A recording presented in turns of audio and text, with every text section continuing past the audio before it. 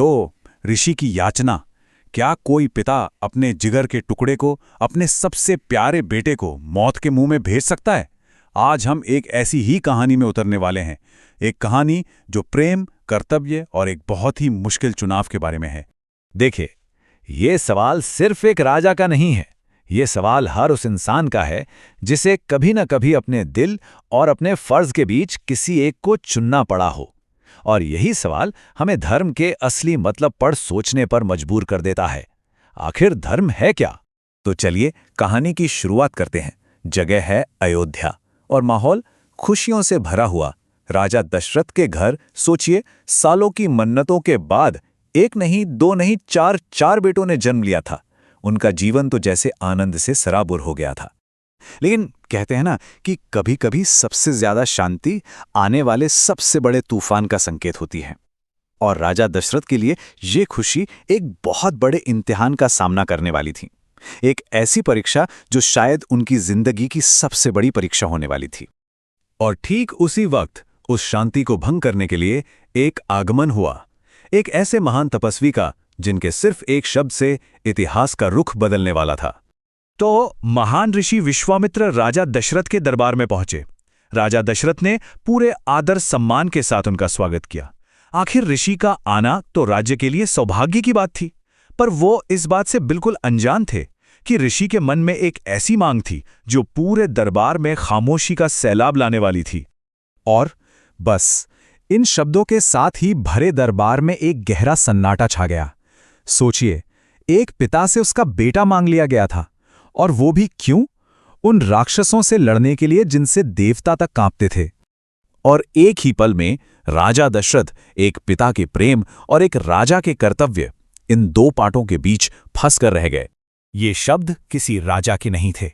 ये एक लाचार पिता की पुकार थी जिसकी आंखों से आंसू बह रहे थे। उनका दिल तो बस इस ख्याल से ही कांप उठा था कि उनका बेटा किसी खतरे में पड़ेगा। तो देखिए, ये मामला सिर्फ एक पिता और एक ऋषि के बीच का नहीं था। ये असल में दो बहुत बड़ी ताकतों का टकराव था। एक तरफ था मोह, मतलब अपने बेटे के लिए वो गहरा लगाव, और दूसरी तरफ था धर्म, यानी एक राजा का कर्तव्य, समाज की और ऋषियों की रक्षा करने का फर्ज। और जब राजा इस दिल और दिमाग की जंग में हार रहे थे, तब आगे आए राजगुरु वशिष्ठ। उन्होंने राजा को समझाया, उन्हें ज्ञान की रोशनी दिखाई। उन्होंने बताया कि राम कोई साधारण बालक नहीं है।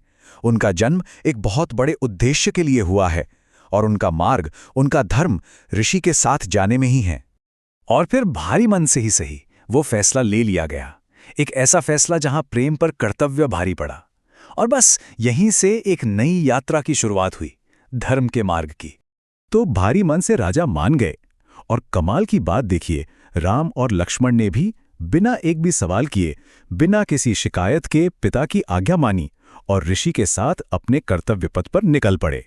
तो अब कहानी राजमहल की आलीशान दीवारों से निकलकर घने अनजान जंगलों में पहुंचती है, जहां असली चुनौती उनका इंतजार कर रही थी। जंगल में पहुंचते ही उनका सामना उन भयानक राक्षसों से हुआ। वो जंगल की शांति तो बस एक धोखा थी। अंदर वो ताकतें थीं जिन्होंने ऋषियों का जीना मुहाल कर रखा था, उनके यज्ञों में आतंक फैला रखा था।